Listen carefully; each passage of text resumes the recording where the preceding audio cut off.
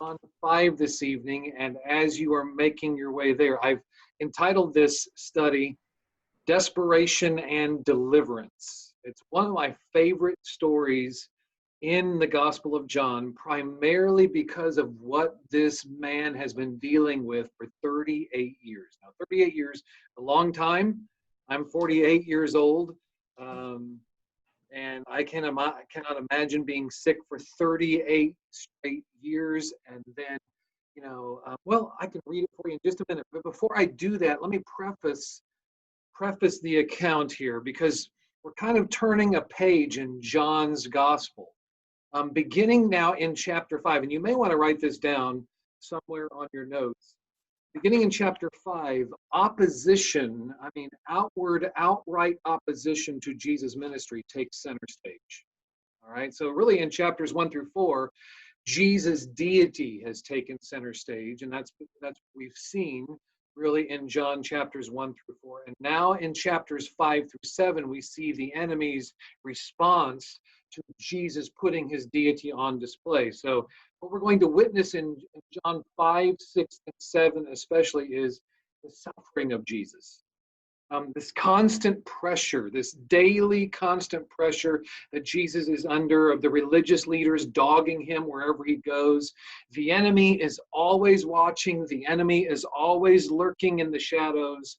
And that's something very, very important here. So I'm going to make a point of application before we even begin reading the text, just due to the kind of the change in John's view of Jesus' ministry here. And that is that Jesus is enduring this suffering all the way through his public ministry. He is always facing the enemy wherever he goes. And we have a tendency to really relegate the suffering of Jesus to the final 6 hours of Jesus' life. Or even if, to give him the benefit of the doubt a little bit, maybe the last 12 hours or maybe the last 24 hours of his life, beginning in the Garden of Gethsemane and things such as that, or maybe even in the upper room on the night of his arrest. It's certainly the cross, right? But Jesus' suffering is so much more than that. It's really his entire life. It's his entire ministry. So as Hebrews picks up on that, it can say this in Hebrews 4, the writer of Hebrews, that Jesus, as our great high priest, is able to sympathize with us in our weaknesses because he was tempted or tested or suffered in every point as we are, and yet without sin. So Jesus then is a sympathetic high priest because of the suffering that he endured, not only in his death, but also in his life. He can identify with us, listen, in the intensity of our suffering, right? The intensity, it's hard, it hurts, it's a major trial that we endure.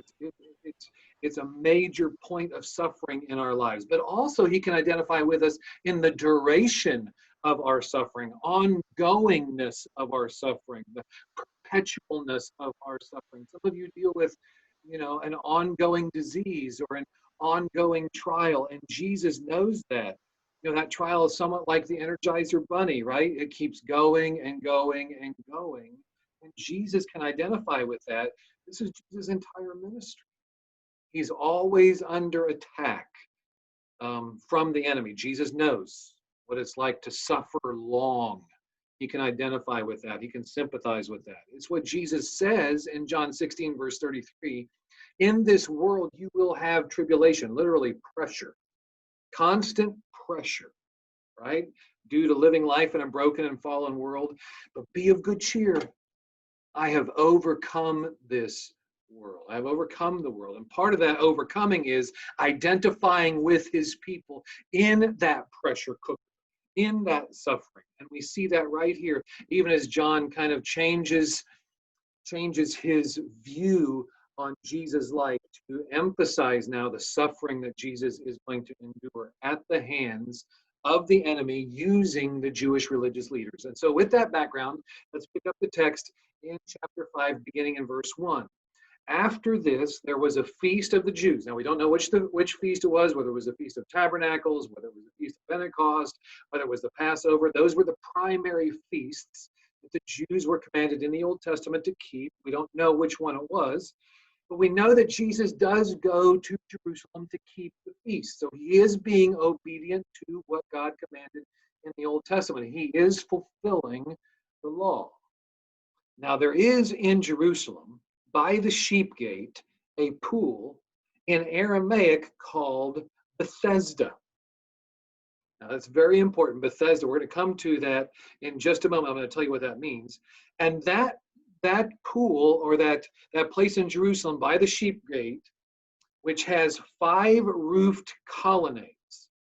And in these lay a multitude of invalids, blind, lame, and paralyzed. Now, if you're following along in the ESV, you're going to notice that verse 4 is not in the primary text. It's down as a footnote. For an angel of the Lord went down at certain seasons into the pool and stirred the water. Whoever stepped in first after the stirring of the water was healed of whatever disease he had. Now, let me just address this just very, very quickly. Why is that verse footnoted rather than in the primary text? Well, we have discovered that in the oldest group of texts that we have, that there is very little evidence that verse 4 is in those older texts. And so the ESV is taken from the group of texts that is the older texts. And so it's not a part of what we find in those older texts of Scripture. So anyway, you can do with that whatever you please, but I did want to address that. One man was there. So one man at this pool, and evidently something happened at a certain point in time, and the water would be stirred. We don't know what it was, and I'm not going to offer any guesses as to what it was. I don't know. But the idea was, evidently, whoever got down to the water first, whatever malady they had, whatever condition they had, they would be healed from that. So one man was there who had been an invalid. So either his legs didn't work or his feet didn't work. He had been an invalid for 38 years. 38 years. He had been there waiting to be healed. When that water stirred, he could never get down to the water first. For 38 years. And when Jesus saw him lying there and knew that he had already been there a long time, he said to him, "Do you want to be healed?" Now let me stop here and pause. And I want you to notice here something in the midst of Jesus, this ongoing pressure that Jesus is experiencing from the Jewish religious leaders, always lurking back in the shadows. I want you to notice Jesus' compassion here. Notice his mercy. He is moved by the desperation of this man's situation. He is the one that seeks out this man. This man has no idea. We're going to find out later in the text. This man has no idea who Jesus is. Jesus goes to him. Jesus initiates the dialogue here. Jesus initiates the conversation. He initiates this relationship. He seeks out this man. In fact, notice the verbs in verse 6. Jesus saw, Jesus knew, and then Jesus said. Jesus is moved with compassion and mercy for this man. By the way, interesting note of trivia here. Here you go. The name Bethesda literally means house of mercy. House of mercy. What a place for Jesus to demonstrate mercy and compassion on this man who for 38 years evidently had attempted to get his condition dealt with and healed and never was able to. And here Jesus arrives on scene, and with Jesus comes compassion, and with Jesus comes mercy. And it's here that this man, because of his condition, was ignored repeatedly by people. I mean, notice here, he'd been an invalid for 38 years. And notice that the sick man answers Jesus, and Jesus asks, "Do you want to be healed?" The sick man answers him, "Sir, I have no one to put me into the pool when the water is stirred up. And while I'm going down, literally, another steps down before me. Nobody is here to help me. Nobody will show me mercy. Nobody will show me compassion." This man was ignored by people. Why would he have been ignored? Well, remember, because of his condition, he was considered to be what? He was considered to be ceremonially unclean. You have to remember, in that day, people looked at physical conditions, blindness, deafness, lameness. They looked at physical conditions as a sign of divine judgment. This man carries around with him wherever he goes, and he can't go far because evidently he's lame. He carries around with him a divine stigma, at least in the eyes of the Jewish people. God is judging him for something he has done. God has condemned him for something he has done. And that's what the Jewish people thought about this man. Nobody wanted to be around him. Nobody wanted to help him. Nobody cared for him. There was no mercy shown to him, no compassion shown to him until Jesus shows up on scene and initiates this conversation with him. Let's keep going in the text. Jesus sees him, Jesus knows about him, and he says to him, "Do you want to be healed?" And the sick man answered, "Sir, again, I have no one to put me into the pool when the water is stirred up, and while I'm going down, another steps down before me." And Jesus says to him, "Get up, take up your bed, and walk." And notice here, I love this, and at once, immediately, instantaneously, without hesitation, the man is healed, and he took up his bed and walked. Instantaneously, this man evidently received new legs and new feet. It wasn't a process healing that happened over time. It was immediate. It was instantaneous. Instantaneous. What a picture of when God heals us from our sins. What a picture of salvation. What a picture of conversion. It's not a process. It is instantaneous. If any man be in Christ, he is a new creation, right? And so what a picture here of the work that Jesus does. He doesn't need time. He can do his work instantaneously. In fact, that even has an eschatological effect, right? An eschatological point to make here, because we're told that when Jesus returns, in a moment, in the twinkling of an eye, at the last trump, the dead in Christ shall rise first, and we shall all be what? We shall all be changed. So Jesus is able to do his work here instantaneously. I think there is an important point to make there that we cannot miss, right? And so when we pray and we ask God to intervene on our behalf, understand that when time passes and God doesn't act, that it's not because he can't. He can do so instantaneously. So we wait. We wait in faith. When Jesus heals this man, he does that instantaneously. Take up your bed and walk. And at once the man was healed. And at once then he took up his bed and walked. There it is. Proof, evidence that Jesus is the Messiah. He is the promised one. Now, that brings us to the middle of verse 9, where things change in the story. And in verse 9, we learned that what's so interesting about John's recollection of this miracle is he's recreating it for us in his own words, is that the majority of this story is given to the reaction the miracle elicited.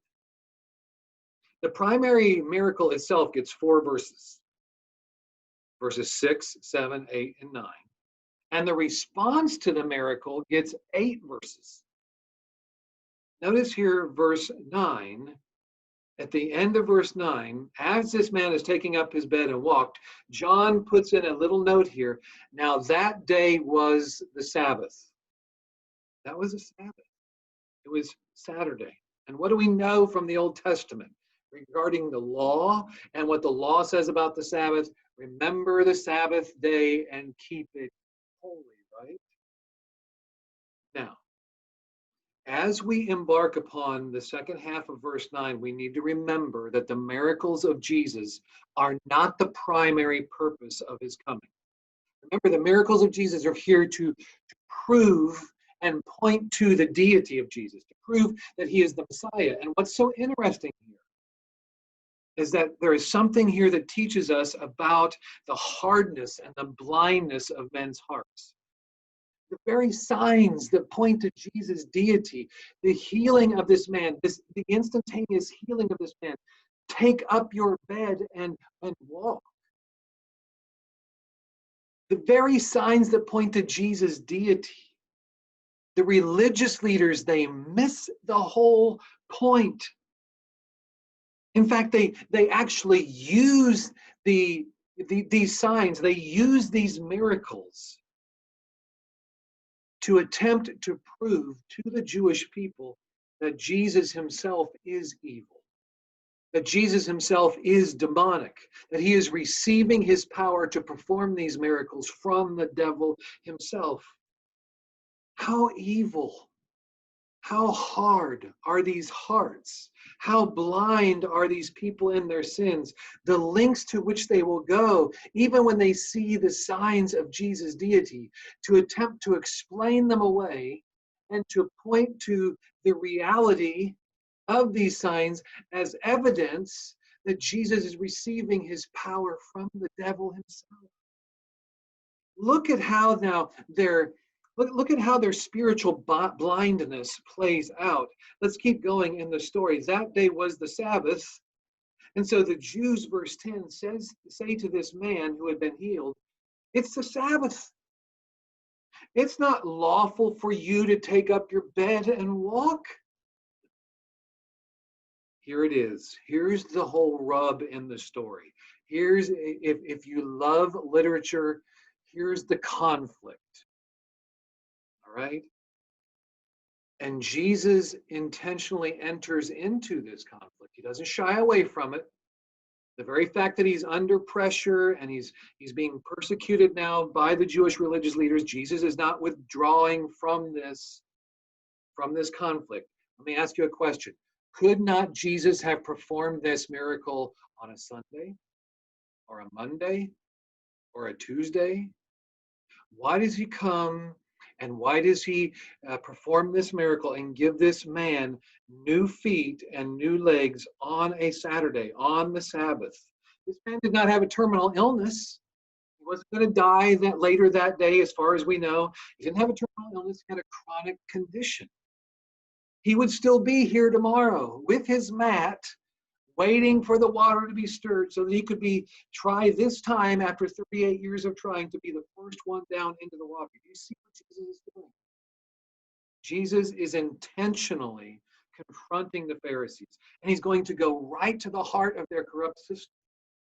The Sabbath. The Sabbath. Remember what Jesus says in Mark 2, verse 27 about the Sabbath? The Sabbath was made for the man, and not man for the Sabbath. The Sabbath is not a law that God has put in place to constrict man and to restrict him.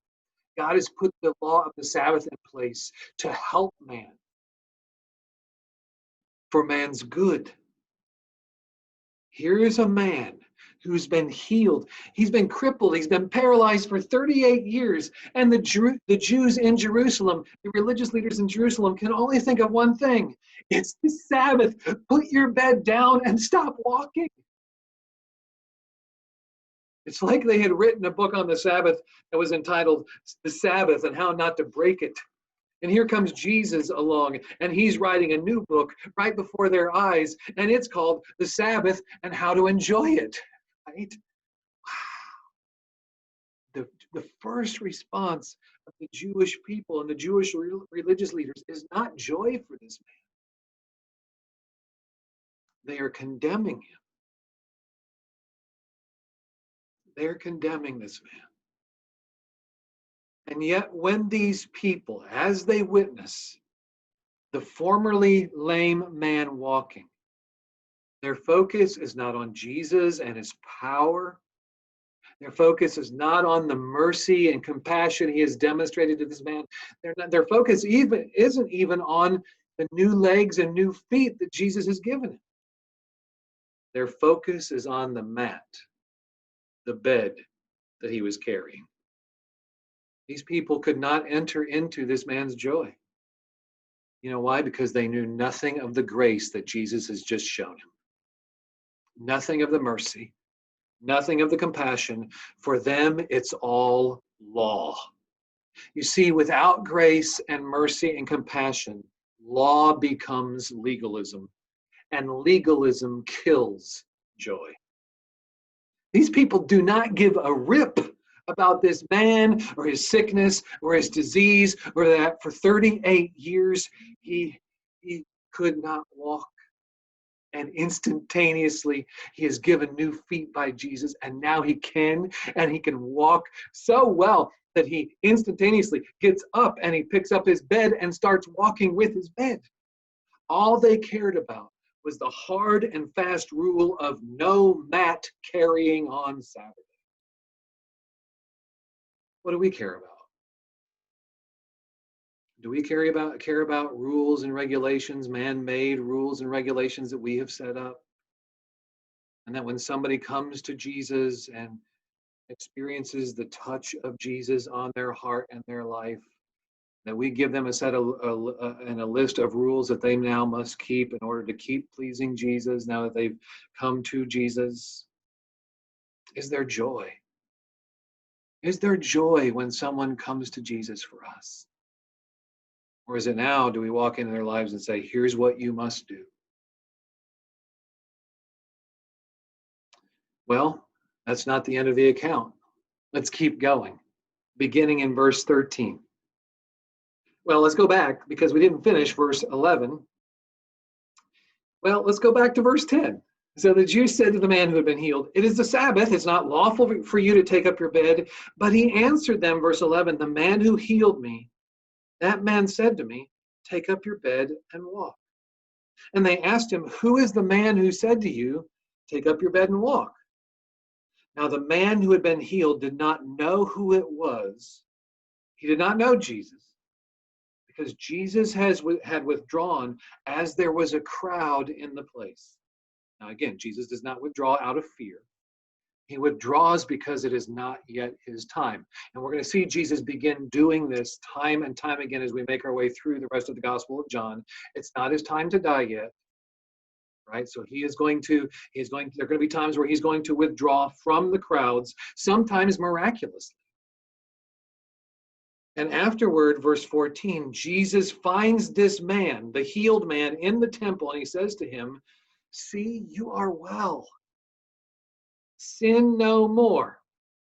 Literally here, don't keep on sinning. You're well now. You're whole now. Sin no more, that nothing worse may happen to you. Now, let me pause here for just a moment. I want to be very clear on what Jesus is saying. Jesus is not drawing a line from this man's sin, a specific sin, back to his sickness. He's not saying, because you sinned here, that's why you were paralyzed for 38 years, right? We read in John 9, because that's the way that the Jewish people tend to think about sicknesses and diseases and conditions, physical conditions. Because Jesus' own disciples ask in John 9 of the man who had been born blind, they asked Jesus, listen, was this man born blind because of his sin or his parents' sin? You remember what Jesus says? Wrong answer on both accounts. It's neither. It's not either or, it's neither. This man was born blind so that the works of God may be manifest in him. And so we've got to be very, very careful. We can't always draw a line from our sin back to a physical condition or to a trial or to a tribulation. There's not always a cause and effect here. That's not what Jesus is saying here. Here's what Jesus is saying. Listen, if you keep living in your sin, if you don't turn to me from your sin, you think 38 years of being paralyzed was bad? Hell is worse. Hell is worse. Go and sin no more. Right? It's the very same thing Jesus is going to say to the woman who's taken in adultery in John 8. Go and sin no more, so that nothing worse may happen to you. Hell is so much worse than what you've had to endure before. Don't keep giving yourself to sin. The fact that you're trusting and believing in me and repenting of your sin is that you're not going to keep on in that. And so verse 15, the man goes away and he tells the Jews, I know now, listen, I know who healed me. I met him in the temple. He sought me out once again. This man wasn't content just to heal my feet and my legs. He wanted to heal my heart. And so I've been given, essentially, now I know I'm reading a little bit into this here. I really believe this. He's given me a new heart. I'm not the man I used to be. I'm not going to keep on sinning because I know that something worse would happen. Something worse is in store for me. I've been saved from my sins, and I've been saved from the consequences of my sins from hell here. And so he goes and he's so excited. He tells the Jews that it was Jesus who had healed him. And this is why the Jews were persecuting Jesus, because he was doing these things on the Sabbath. Now, let me pause here just for a moment. John MacArthur says that this man evidently was not converted because he actually joins with the Jews, and he says to the Jews, it was Jesus who healed me. And therefore, he is kind of playing into the Jews' hands to persecute Jesus. I disagree with John MacArthur on this point. I believe this man is converted. And I think we see his response mirrors the response of the woman just in the previous chapter. Back in John chapter 4, the Samaritan woman at the well, because when she sees Jesus and when she meets Jesus and Jesus tells her everything that she had done, what's her first response? She leaves her water pot at the well and she goes and tells everybody. And now this man who has been sought out by Jesus now a second time, not just to be given new legs and new feet, but evidently to be told, go and sin no more, and you'll be saved from the hell that is sure to come if you don't turn from it. This man is so amazed by the compassion and mercy in Jesus, not with just with new legs and new feet, but now with a new heart, that he goes and he responds the same way as the Samaritan woman.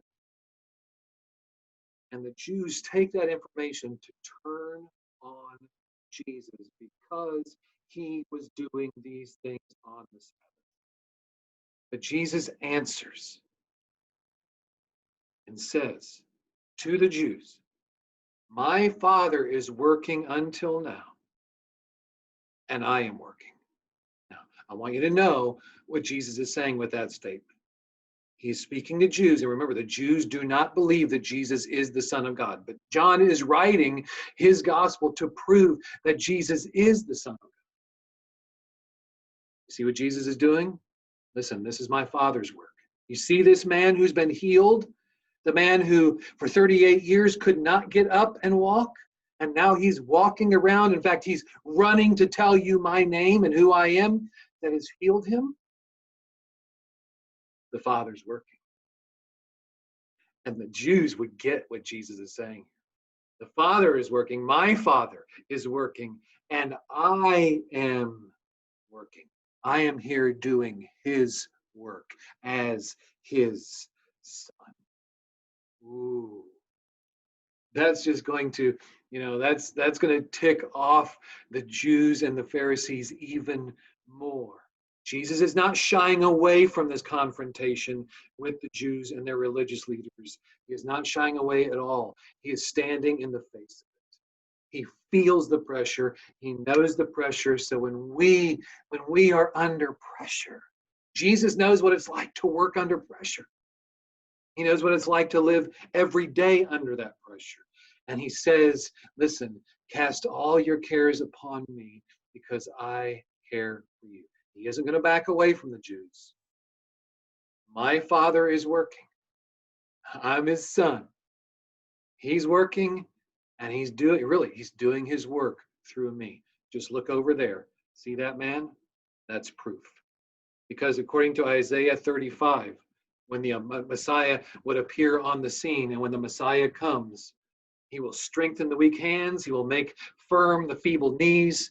He will say to those who have an anxious heart, be strong and fear not. Behold, your God will come with vengeance, and with recompense of God. He will come and he will save you. And then the eyes of the blind will be opened and the ears of the deaf unstopped. Then the lame man will leap like a deer, and the tongue of the mute will sing for joy. For waters break forth in the wilderness, just like in John 4 with the woman at the well, and streams in the desert. That is Jesus. That is Jesus. So what do we take away from this passage? What are the implications or the applications? Well, I would say there are 5 of them here. Let me just give them to you quickly. Number 1, see how devastating life is apart from Jesus. This man's desperation. This man's despair. When Jesus asks him the question, do you want to be healed? That's not just some facetious question that Jesus is asking. He invites this man to respond with a yes. That Jesus was willing and able to do for him what no one else could and no one else would. I think sometimes, many of us have been saved for a number of years, have been converted years ago. And sometimes we can forget how devastating life is in this broken and fallen world without Jesus. And the neighbors that we live next to, and the people we work with, and the friends that we have who don't know Jesus, we can see from this text how desperate people are for something that will satisfy them, for something that will save them, someone that will save them. And we can forget, if we're not careful, how desperate people are for a real answer to what they're experiencing in this world and in this life. Don't overlook the despair of this man apart from Jesus. Secondly, see how desperately we need Jesus. See that Jesus is this man's only answer. The Jewish religious leaders were not the answer for this man. The Jewish people were not the answer for this man. Whatever it was that occurred in the pool there and the bubbling up of the water was not the answer for this man. The only answer for this man was Jesus. See how desperately we need Jesus. See the desperation of our situation apart from him. We cannot forget that either. When we get that, even though we've been saved for a number of years, and we guard against getting used to and becoming accustomed to the grace that Jesus has worked in our hearts and our lives, we will say with the Apostle Paul in 1 Timothy 1, verse 17, as he shares his personal testimony, beginning in verse 12 of 1 Timothy 1, and he can't get through his personal testimony without stopping and saying, to Jesus be all the glory and honor and praise and thanksgiving. And I hope we still feel the same way.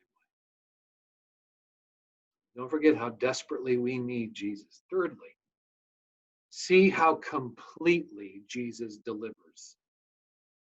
See how completely this man, brand new feet. These aren't just, restructured feet. These aren't just rehabilitated feet. This guy doesn't go through, 6 weeks of therapy to get his strength back in his feet. Think for 38 years, even the muscles in his legs, not just the bones or the bone structure, but think about the muscles and the tendons that hadn't been used for years. They're all brand new. Jesus, see how completely Jesus delivers. Let that build anticipation in you of what is coming for you. You're dealing with a body right now that's giving out. There is coming a day when you will receive a new body, a completely new body. See how completely Jesus delivers. And we're given just a little glimpse in all of these miracles of what's coming when eternity breaks into, and the newness of eternity breaks into the brokenness of now. See how completely Jesus delivers. What we see here is just a glimpse of what's coming for all of us who have trusted in Jesus. Number 4, see how frequently and defiantly people oppose Jesus and his work. See how frequently and defiantly people oppose Jesus and his work. Listen, how can I say this? Don't let this world's rejection of your message when you share the gospel and when you live out the gospel, don't let that discourage you. They did the same to Jesus. I've known people who have wanted and really have stopped sharing the gospel with their friends and their neighbors and their coworkers and their loved ones because they've been rejected, and they think there's something wrong with the way that they are sharing the message because they've been rejected. There is nothing wrong with Jesus and his message. He is a master teacher. He is the one who came and gave working feet and legs to lame men, and they still rejected him. See how frequently and defiantly people oppose Jesus and his work. Listen, it's not you. Do you remember? You remember what Jesus says when Saul is converted on the road to Damascus? Saul, who becomes Paul, the Apostle Paul. You remember what Jesus says? Jesus says, "Why are you persecuting me?" Jesus speaks from heaven after knocking Saul off his donkey. And he speaks from heaven. He says, "Saul, why are you persecuting me?" Saul didn't persecute Jesus individually, Jesus personally.